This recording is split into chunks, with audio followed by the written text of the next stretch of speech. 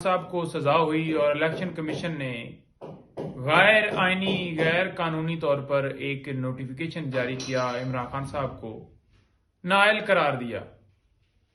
हमने Islamabad high court में जो दरखास्त दायर की, इमरान खान साहब की सजा तो सस्पेंड हो गई। ये जो दरखास्त थी ये इस ऑर्डर को सस्पेंड करने के हवाले से दायर की गई थी कि अगर वो ऑर्डर सस्पेंड होता है तो डिस्क्वालिफिकेशन वाला जो मामला है वो खत्म हो जाना है।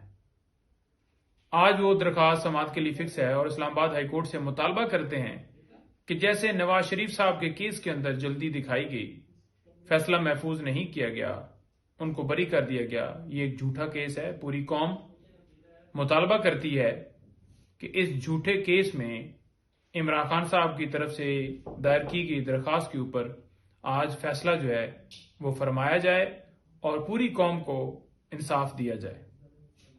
नंबर 2, तौहीन इलेक्शन कमीशन। आज इस केस की भी समाअत थी इलेक्शन कमीशन में। पहली बात तो बताता जाऊं कि इलेक्शन कमीशन जो है वो कमीशन है, वो अदालत नहीं है, तौहीन अदालत की कार्रवाई कर ही नहीं सकता। दूसरी बात यह है कि इलेक्शन कमीशन ने इमरान खान साहब को इलेक्शन कमीशन में पेश करने का हुक्म सादर फरमाया, लेकिन वही सिक्योरिटी बहाने और वही रिपोर्ट जो कि अभी तक हमें फराम नहीं की गई।